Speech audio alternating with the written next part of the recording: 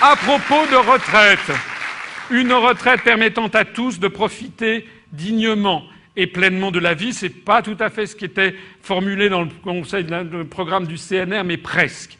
Eh bien, sur la retraite, qu'est-ce que je dirais? Je dirais qu'il faut une retraite décente pour tous, avec d'abord la confirmation solennelle du rôle central de la retraite par répartition.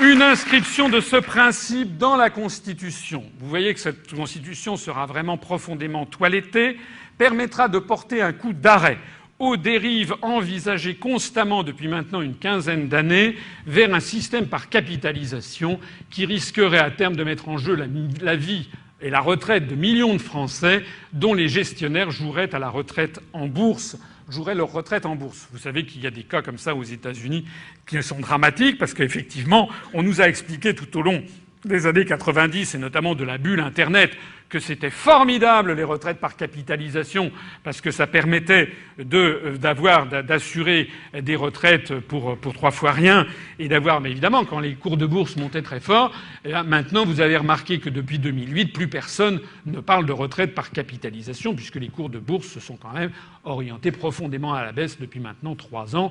On a dû perdre à peu près, bon an, mal an, on a dû perdre à peu près 40% de valorisation boursière. Donc, ceci n'empêche pas, de la même façon que la renationalisation de TF1 n'empêchera pas qu'il y ait des sociétés de télévision privées en France, ceci n'empêche pas le fait que les Français à qui ça chante puissent participer eux-mêmes, se joindre par eux-mêmes à un système de retraite par capitalisation complémentaire. Rien ne les interdira. On ne va pas réglementer tout ça de façon militaire. Chacun est libre de faire comme il l'entend. Ce qui est fondamental, c'est de maintenir le principe général d'une retraite par répartition. Il y aura également un réexamen général de la question des retraites dans un cadre national et dégagé des instructions européennes, notamment incluses dans les grandes orientations de politique économique. Puisque, je le rappelle encore une fois, ces grandes décisions du style on passe à 37 ans et demi, à 38 ans, 39 ans, 40 ans, 41 ans. Vous savez qu'on est à 41 ans, bientôt 42, 43 ans de cotisation. Vous avez vu que maintenant on pousse à un départ à la retraite à 65, 67 ans. Maintenant, la Commission dit 67 ans et M. Fillon, il y a quelques semaines, a dit qu'il faut faire comme les Allemands. Rappelez le début de cette présentation de programme. Il faut faire comme les Allemands et donc il faut passer à 70 ans. Donc nous, on dit attention, attention, on va arrêter un petit peu tout ce système. On va regarder ça d'un petit peu plus près. Dans l'immédiat, un coup d'arrêt à l'augmentation continuelle du nombre d'annuités. Ce nombre sera plafonné au montant actuel de 41 ans qui est actuellement en cause. Les hausses prévues pour les prochaines années seront annulées. Et puis un coup d'arrêt à l'augmentation continuelle de l'âge de départ à la retraite.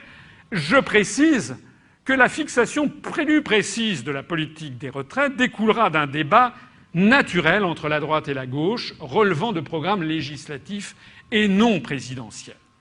Ça, c'est un point sur lequel je vais revenir tout à l'heure. Ne vous attendez pas, je vous parle déjà de beaucoup de choses, de beaucoup de sujets sur lesquels vous ne m'aviez pas auparavant entendu. J'ai mon idée sur beaucoup de choses, je peux vous assurer, y compris sur le système des retraites. Mais je suis suffisamment démocrate pour savoir aussi qu'il faut rendre l'objectif de notre mouvement, c'est d'abord et avant tout de rendre aux Français la maîtrise de leur politique.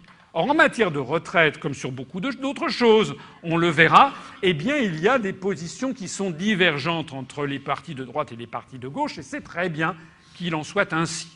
Donc, il ne s'agit pas de faire tout. La seule chose en l'espèce, c'est que mon mandat, si vous m'élisez à la présidence de la République, aura permis de redonner son sens à ce débat politique, puisqu'actuellement il n'a plus de sens, puisque tout est décidé par l'Union européenne et les syndicats financés par la CES font tourner les Français comme ça dans quelques villes de France pour ensuite dire écoutez, malheureusement, on ne peut pas faire autrement.